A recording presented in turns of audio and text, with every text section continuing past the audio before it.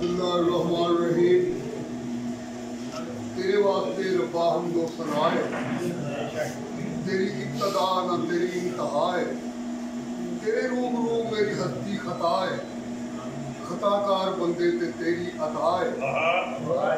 तेरिया अतावां दा शुमार कोई नहीं, तेरे सोहने नबी बाजो गमखार कोई नहीं।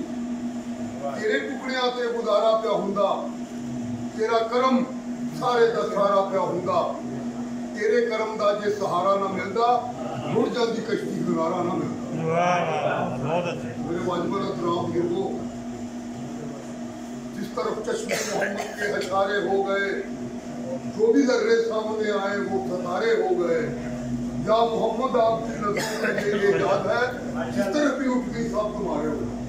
ये सरकार के नजरों का कमाल है कि मुझे जफर मकबूल साहब सितारे बन गए।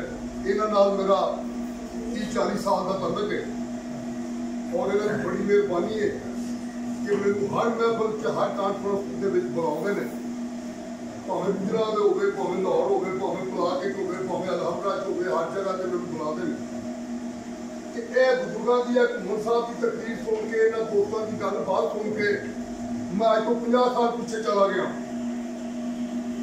जो मैं दाखला दिता है पंजाबी महकमे के, उदों भी यही तकरीर होंदियां कि अज भी वही तकरीर ने गल की